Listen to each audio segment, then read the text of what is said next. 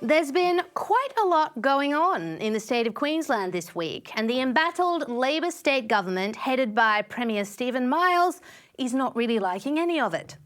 Over the weekend, Queensland Labor suffered two crushing blows in by-elections in the seats of Inala and Ipswich West, both Labor heartland areas. Now, while Labor managed to retain Inala, Labor suffered a 19.3% swing to the LNP, and they lost Ipswich West, again Labor heartland, suffering a 17.3% swing against them.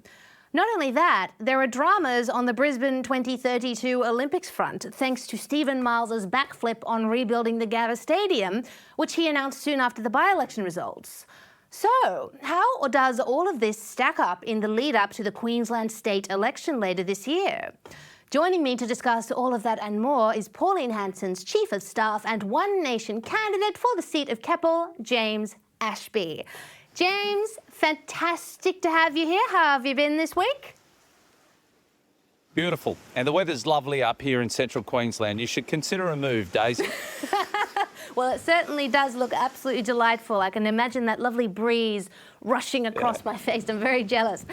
Now, look, James, lots and lots going on in Queensland. Let's talk about those elections that took place over the weekend. The takeaway was there was obviously a huge swing against Labor. I mean, as we know, in Inala was former Premier Anastasia Palaszczuk's old seat and considered the safest seat for Labor.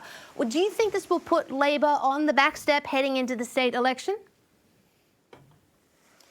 It's got to worry them, that's for sure, and the polling indicates that they are going to get smashed like they did at Ipswich West. Now, the thing to take away from Ipswich West, though, was that there was a very, very strong candidate with the opposition.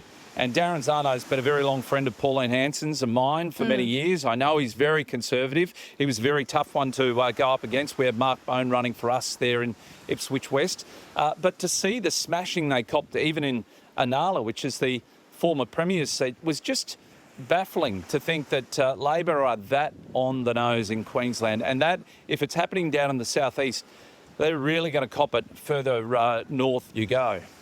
Yeah, and it was an interesting phenomena watching those results, because as we know, those were real, stalwart Labor areas. The people there are not naturally, I don't think, what you'd call LNP voters. So it was interesting to see that kind of a swing to the LNP.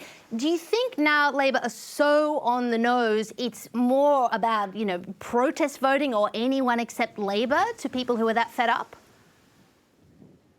It is a bit of both, but I think what's also critical in this discussion on the Queensland election is the fact that One Nation's preferences are critical to the LNP to make sure that they can form a government, even in minority. As I've put it very bluntly, I would rather drink arsenic than help Labor form a fourth term of government. So we're very clear when it comes to the voters out there. If they give One Nation their first preference, what I say is give the other Conservative parties like us your second preference. And I think what will happen is we'll see a change of government after October 26.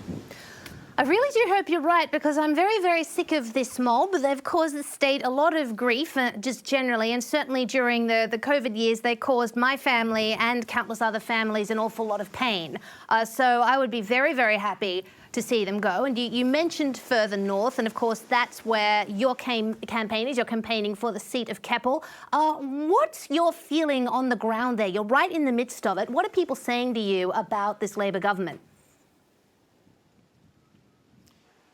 Labor are certainly not listening to people, and while the Premier might say that, look, this is a wake-up call because of the by-elections, I'm sorry, Premier, you've known what the issues are right across this state. I know here in the seat of Keppel, I was talking to a bloke who's got prostate cancer. For him to see a urologist here at the Rockhampton Hospital at 700 days. What? That's just phenomenal.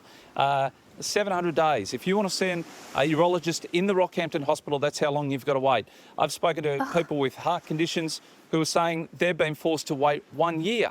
So rather than wait, they're choosing to jump on flights, go to Melbourne, go to Brisbane, and they'll see a specialist a lot sooner. Now, it's difficult to attract those people with those skill sets to a region like this because the state premier here in Queensland thinks that he's got to spend the royalties that come from this region, particularly coal, down in the southeast, instead of spending them in our regional areas like Rockhampton, like Mackay, Townsville, Cairns.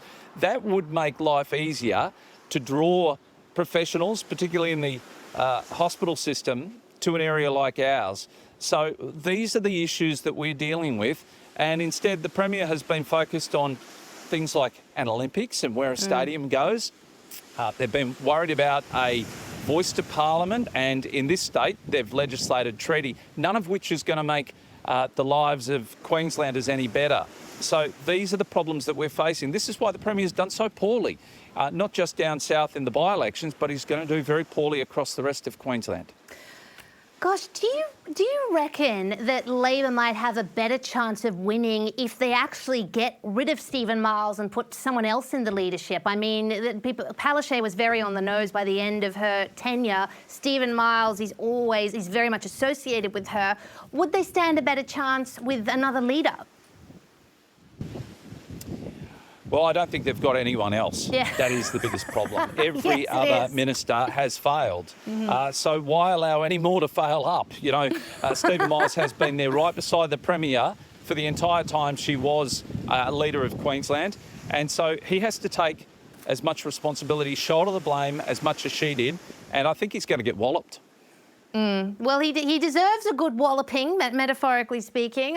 You make a good point about not letting any more of those ministers fail up. I mean, the example that springs to mind is, you know, Shannon Fentiman, who was the Minister for Women, but at the same time was trying to introduce self-identification laws and to erode the definition of woman. And I think, well, how can you be Minister for Women if you can't actually define what a woman was? So that's kind of the tenor of the ministers in Stephen Miles's government. Now, look, James... You are actually campaigning, you've got an interesting campaign at the moment to abandon how-to-vote cards. You've argued that it makes voters uncomfortable and also that they're more or less pointless. I think those are great points, and doesn't it also defeat the purpose of an anonymous voting system because you can just see who takes what card? Look, there's some people that are very, very happy to make it clear who they're voting for, and therefore they take a how-to-vote card. It's almost like the greatest protest you can have once every 4 years here in this state.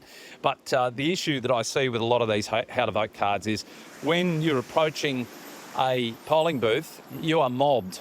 You feel like a chip in amongst seagulls, and they come swooping. And the issue that I see is that people feel very intimidated. They're over it. They really don't want to feel that way.